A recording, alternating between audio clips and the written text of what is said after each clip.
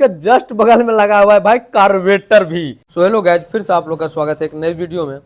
यह है मेरे पास हीरो कंपनी का स्प्लेंडर BS6 A20 मॉडल का बाइक है।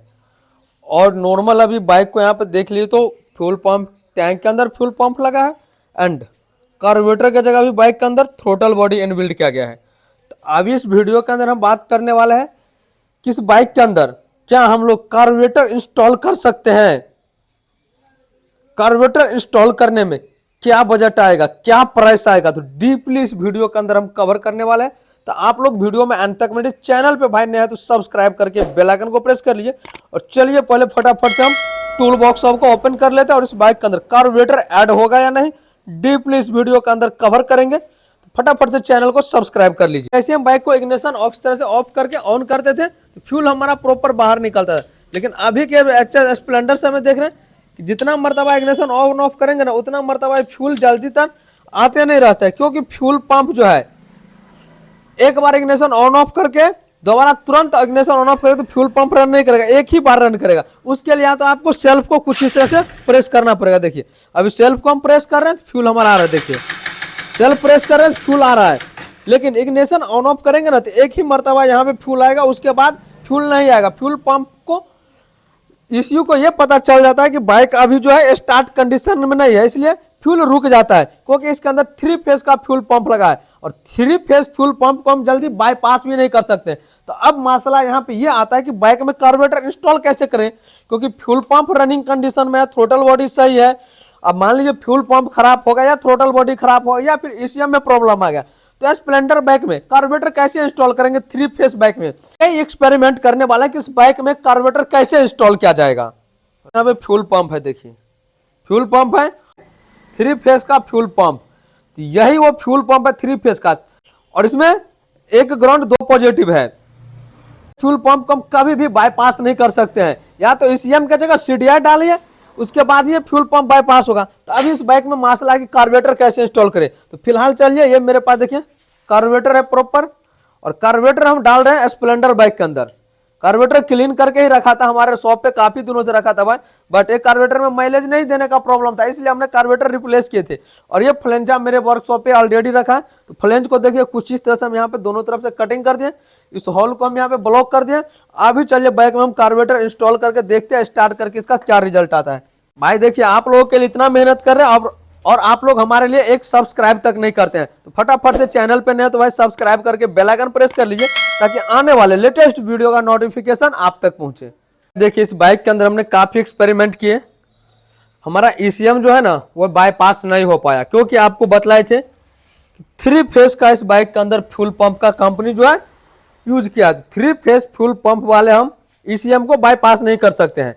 मान लीजिए हमारा ECM खराब हो गया, फ्यूल पंप वर्क नहीं कर रहा है, बाकी बाइक में करंट आ रहा है, या फिर हमारे बाइक का फ्यूल पंप अगर खराब हो जाएगा ना तो भी हमारा बाइक में यहाँ पे स्पार्क प्लग जो वाला वायर जो है ये जो देख रही है स्पार्क प्लग वाला केबल, इसमें आपको करंट नहीं आएगा, क्योंकि ECM के साथ साथ ही स्प्लेंडर बाइक में फ्यूल पंप से अटैचमेंट है।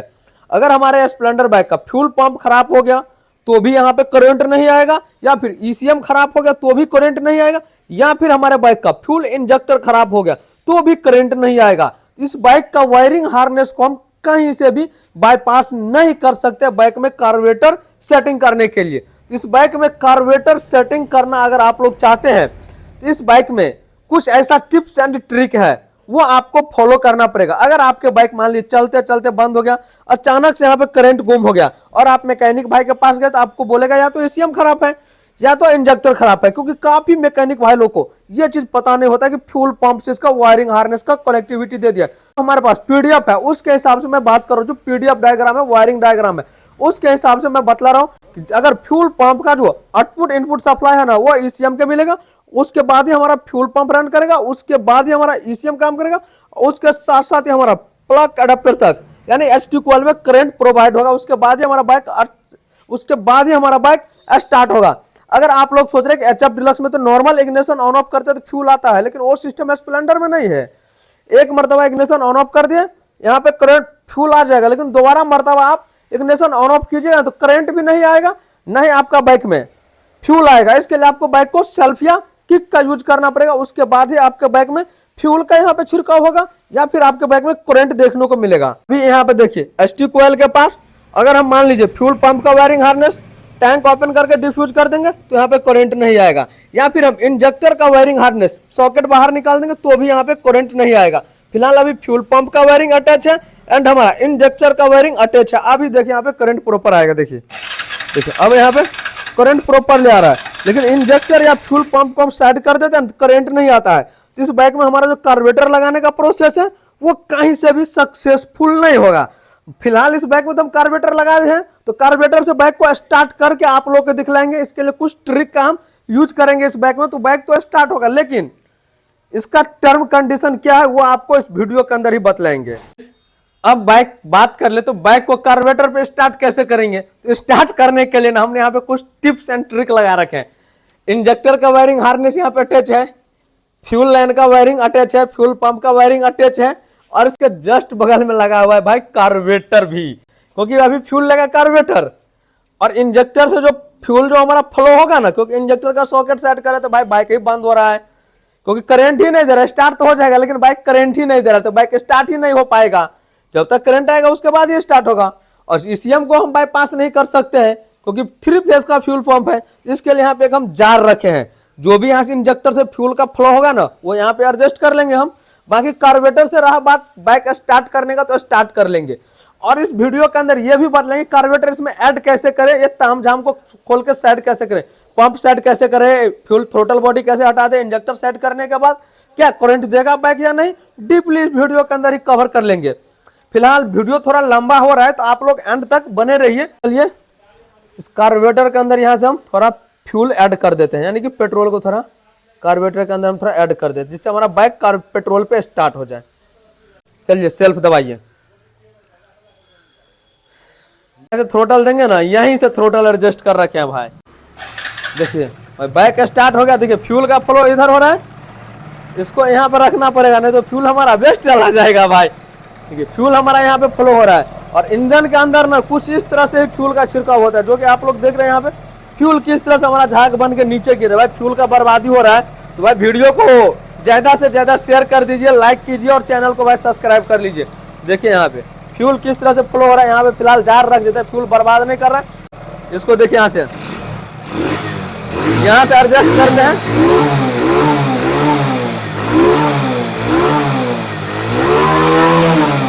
देखिए जितना थ्रोटल देते हैं उतना फ्यूल का फ्लो होता है। देखिए यहाँ पे देखिए कितना तेजी में फ्यूल का छिड़काव होता है। देखिए जितना थ्रोटल देते हैं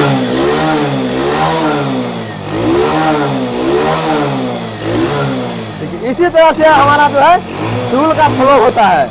नॉर्मल देख लिए कार्बोरेटर लगाना बिल्कुल आसान है बाइक में, लेकिन कार्बोरेटर लगा के बाइक को चलाना काफी टफ है। इसलिए कि बाइक के अंदर नॉर्मल कार्बोरेटर लगाना बिल्कुल आसान है, लेकिन कार्बोरेटर लगा के बाइक को चलाना काफी टफ कंडीशन है। क्योंकि अगर हम इंजेक्टर वाले वायरिंग सेट कर देंगे तो बाइक में करंट नहीं आएगा, ईसीएम सेट कर देंगे तो बाइक स्टार्ट नहीं होगा, फ्यूल पंप सेट कर देंगे तो बाइक में करंट नहीं आएगा। तो कहीं ना कहीं घुमा फिरा के कंपनी क्या क्या है एक दूसरे से अटैचमेंट कर दिया है। अगर इंजेक्टर का कनेक्टिविटी सेट करेंगे तो बाइक करंट नहीं देगा, फ्यूल पंप का वायरिंग सेट करेंगे तो बाइक करंट नहीं देगा। अगर स्प्लेंडर मॉडल का आप लोगों के बाइक आपके पास आ जाए वर्कशॉप पे करंट नहीं आ रहा है तो उस टाइम आपको कौन कौन पार्ट चेकअप करना है चलिए बतला रहे। सबसे फर्स्ट फ्यूल पंप चेकअप करना है, इंजेक्टर चेकअप करना है, उसके बाद आपको ईसीयू को चेकअप करना है। ये चीज आप समझ लिए वायरिंग ना, तो आपका काम काफी आसान हो जाएगा। रहा बात अगर बाइक में कार्बोरेटर कैसे ऐड करना है, तो कार्बोरेटर अगर ऐड कर दीजिएगा तो इंजेक्टर आपको खराब वाला डाल दीजिएगा और फ्यूल पंप खराब वाला आप डाल दीजिएगा तो हमारा बाइक नॉर्मल करंट देगा। फ्यूल पंप का प्रेशर कम है तो कोई दिक्कत नहीं है, कार्बोरेटर लगा रहेगा, फ्यूल पंप का वायरिंग हार्नेस कंप्लीट रहेगा तो कार्बोरेटर पे बाइक चलेगा। लेकिन अगर मान लीजिए फ्यूल पंप अंदर से बाईपास हो जाएगा, फिर ये पाइप में फ्यूल नहीं आएगा, फ्यूल पंप रन करेगा तो आप लोग सोच रहे हैं बाहर फ्यूल आएगा, तो बाहर नहीं आएगा। फ्यूल पंप को अंदर से लॉक करके अंदर में एक नेपल लगा रहता है, भाल्व लगा रहता है, भाल्व को सेट कर देंगे तो जो भी फ्यूल हमारा फ्लो होगा वो टैंक के अंदर ही रह जाएगा। बाकी इंजेक्टर को हम यहाँ कहीं पे सेट करके टेपिंग कर देंगे तो बाइक में नॉर्मल करंट आएगा, बाइक कार्बोरेटर पे चलेगा। अगर हमारा फ्यूल पंप बाइक का खराब हो गया या नॉर्मल जल गया जिससे बाइक में करंट नहीं आएगा, फिर आप ले जाइएगा मैकेनिक के पास, क्योंकि बाइक में सिर्फ लगा है कार्बोरेटर, बाकी जो सिस्टम है वो एफआई वाला वर्क कर रहा है। तो उस टाइम क्या होगा, करंट नहीं है तो मैकेनिक सीधा बोलेगा इस बाइक में फ्यूल पंप डालिए। तो मान लीजिए आप बाइक में लगाए हैं भाई कार्बोरेटर और 3000-3500 का फ्यूल पंप डाल के क्या कोई बेनिफिट हुआ कार्बोरेटर डालने का? कोई भी बेनिफिट नहीं हुआ आप लोगों को। तो नॉर्मल आपको करना क्या है, स्प्लेंडर BS6 बाइक को कार्बोरेटर में आप भूल से तो कन्वर्ट कराइए ही नहीं। मान लीजिए कार्बोरेटर अभी हम बाइक में लगा दिए, ठंड के मौसम में क्या होगा, बाइक सुबह फर्स्ट स्टार्टिंग में इधर ये चौक डाल के स्टार्ट कीजिए, यानी कि काफी थ्रोटल देने पड़ता है, उसके बाद जाके बाइक हमारा रनिंग कंडीशन में आता है। जब तक इंजन हिट नहीं होगा, ऑयल जो है इंजन ऑयल जो ठंड के मौसम में थोड़ा गाढ़ा हो जाता है, वो सबका टेम्परेचर टूटेगा नहीं, तब तक बाइक हम नॉर्मल ड्राइव नहीं कर सकते। लेकिन BS6 बाइक में क्या है, ठंड रहे या सर्द रहे या फिर गर्मी रहे, कितना भी ठंड है, इग्निशन ऑन कीजिए, 5 सेकंड के बाद एक सेल्फ दबाइए, बाइक यूं चुटकियों में स्टार्ट हो जाता है। इन सब के पीछे का रीजन क्या है, टेम्परेचर सेंसर यहाँ पे वर्क करता है, AC बल्ब है वो ऑटोमेटिक एयर लॉक करता है। इन सब के देखते हुए कंपनी ने भारत 6 स्टेट जो लॉन्च किया है BS6 बाइक, तो यही सब मेन बेनिफिट है कि ठंड में या फिर बारिश के समय बाइक एक सेल्फ या एक किक में स्टार्ट हो जाता है। इसी की जगह अगर कार्बोरेटर वाला बाइक है तो उसमें चौक दीजिए, किक दबाते रहिए, सेल्फ दबाते रहिए, तब कुछ देर के बाद जाके बाइक होता है भाई स्टार्ट। अब मुद्दे की बात करें, इस बाइक में कार्बोरेटर कैसे ऐड करें। अगर मान लीजिए आप लोगों का पंप जल गया और मैकेनिक बोला कि पंप में लगा 3000 रुपया, उस टाइम काफी कस्टमर है जो उसका जेब जो है ना थोड़ा गर्म नहीं रहकर ढीला रहता है, तो उस टाइम इस बाइक में कार्बोरेटर लगाना चाहते हैं। तो कार्बोरेटर नॉर्मल 3-4 हजार में लग जाता है, और 2 फेस का जो फ्यूल पंप है तो उसमें 3000-3500 में कार्बोरेटर आ जाता है, जैसे HF डीलक्स सब है। तो 2 फेस का पंप है तो उसमें काफी कम रेट में लग जाता है कार्बोरेटर। लेकिन 3 फेस वाले पंप में क्या कम रेट में नहीं लगने वाला है भाई कार्बोरेटर। इसके लिए सबसे फर्स्ट आपको स्पेयर रिप्लेस करना पड़ेगा। अगर मान लीजिए इस बाइक में हम कार्बोरेटर डाल रहे हैं तो सबसे फर्स्ट टाइम आपको इस बाइक का वायरिंग हार्नेस रिप्लेस करना पड़ेगा, या आप वायरिंग नहीं रिप्लेस करते हैं तो वायरिंग डायग्राम है तो नॉर्मल वायरिंग कट खुट करके ECM सेट करके CDI डाल देंगे। दूसरा मेथड हो गया कि इस बाइक में आर्मेचर कोयल असेंबल रिप्लेस करना पड़ेगा, या फिर आप आर्मेचर नहीं भी रिप्लेस कीजिएगा ना तो आपको पिकअप कोयल के लिए उस मैग्नेट पे, पुराना मैग्नेट जो इस बाइक में लगा उस मैग्नेट पे पिकअप कोयल हिसाब से पॉइंट बनवाना पड़ेगा, या नहीं तो आपको हो सके तो मैग्नेट भी रिप्लेस करना पड़ेगा। या BS4 का आप मैग्नेट डाल दीजिएगा तो बाइक स्टार्ट नहीं होगा, क्योंकि BS4 में जो पिकअप कॉइल लगा है वो इस पोजीशन पे लगा था, लेकिन अभी स्प्लेंडर BS6 में थोड़ा अंदर के पोजीशन, उसका सेंटर आउट है। तो जब तक पिकअप कॉइल का टाइमिंग परफेक्ट नहीं बनेगा तब तक कितना भी आप कच्छर काट लीजिए, स्पार्क प्लग में करंट नहीं आएगा CDI डालने के बाद। तो मैग्नेट के ऊपर वेल्डिंग करवा के थोड़ा उसका पॉइंट बनवाना पड़ेगा। उसके बाद आर्मेचर कोयल असेंबल कीजिए, मैग्नेट असेंबल कीजिए, CDI डालिए, उसके बाद जाके बाइक में करंट आएगा। तो अब आप नॉर्मल जाहिर सी बात है 1000 मैग्नेट का ले लीजिए, 700-800 रुपया नॉर्मली 600-700 मैग्नेट का प्राइस ले लीजिए, 800-900 1000 रुपया आर्मेचर का ले लीजिए, 1000 रुपया CDI का ले लीजिए, 2000 या 1500 वायरिंग हार्नेस का ले लीजिए, और 2000-2500 रुपया कार्बोरेटर का ले। टोटल कैलकुलेट करेंगे ना मैकेनिक कॉस्ट वोस्ट लेकर के तो 8 से 10 हजार का बजट चला जाएगा। और आप लोग पीछे पड़े हैं कार्बोरेटर डालना है, कार्बोरेटर डालना है। स्प्लेंडर में मेरा अनुभव एक्सपेरिमेंट है कि कार्बोरेटर नहीं डाल के FI सिस्टम रहने दीजिए। फ्यूल पंप में प्रॉब्लम आ रहा है, पंप रिप्लेस करवाइए। इंजेक्टर में प्रॉब्लम आ रहा है तो इंजेक्टर रिप्लेस करवाइए, इससे आपका माइलेज में सही रहेगा। BS6 बाइक जो लॉन्च किया है कंपनी, वो देखिए बहुत सोच समझ के लिए, हमारे जैसे वहां पे बहुत इंजीनियर रहते हैं, वो एक एक बारीकल पार्ट को सोचते हैं, समझते हैं, एक्सपेरिमेंट करते हैं, उसके बाद कहीं ना कहीं बाइक उसके बाद जाके मार्केट में बाइक लॉन्च करता है। तो BS6 बाइक में आप कार्बोरेटर डालने का मेरा अनुभव एक्सपीरियंस है कि ये बिल्कुल गलत है, कार्बोरेटर नहीं डालिए। आप लोग काफी मुझे कमेंट किए थे, इसलिए मैं कार्बोरेटर डाल के यहाँ पे वीडियो शूट किया हूँ। तो कार्बोरेटर बाइक के अंदर ऐड नहीं कीजिए, इससे स्टार्टिंग माइलेज पिकअप का प्रॉब्लम फेस करने को मिलेगा। और आप लोगों की पता है कि जब से BS6 बाइक में तो फर्स्ट मॉडल था, अभी सेकेंड मॉडल आ गया जिसको हम लोग E20 बोलते हैं, या फिर हम उसको BS7 बाइक बोलते हैं। तो E20 में यह है कि पेट्रोल के अंदर 20% इथेनॉल मिक्स रहेगा, तो आपका बाइक पहले से भी ज्यादा काफी माइलेज देखने को मिलेगा। फिलहाल चलिए इस बाइक से कार्बोरेटर खोल के कर लेते हैं साइड, और बाइक जिस तरह से हम थ्रोटल बॉडीज को ओपन किए थे उसी तरह से कर देते हैं सेटिंग, क्योंकि मुझे इस बाइक में कार्बोरेटर बिल्कुल भी सफिशिएंट नहीं लग रहा है। अब आप लोगों का क्या सजेस्ट है, एक बार कमेंट कीजिए, कार्बोरेटर रहना चाहिए या फिर थ्रोटल बॉडी।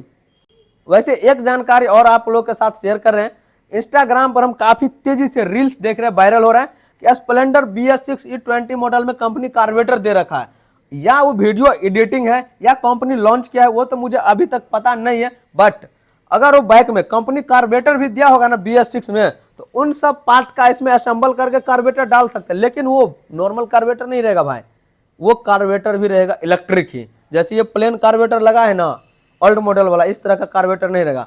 अगर कार्बोरेटर भी कंपनी ऐड करेगा तो जनरल कार्बोरेटर नहीं रहेगा, इलेक्ट्रिक कार्बोरेटर रहेगा। उस बैग में भी आपको लैपटॉप का आवश्यकता पड़ेगा ही पड़ेगा स्कैनिंग करने के लिए। या ओबीडी टूल का यूज कीजिए या company recommend VCI scanner use कीजिए, जो कि आपको लैपटॉप से वो कंट्रोल होता है VCI स्कैनर। इन सब ये मत सोचिए कि कार्बोरेटर वाला आ गया तो ओल्ड मॉडल चला गया बाइक, ऐसा नहीं है। जमाना चांद तक पहुंच रहा है तो कार्बोरेटर भी आएगा, इलेक्ट्रिक ही, नॉर्मल कार्बोरेटर नहीं रहेगा। तब तक के लिए इतना ही, मिलते हैं फिर से हम आप लोग के साथ नेक्स्ट वीडियो में। Thanks for watching, take care.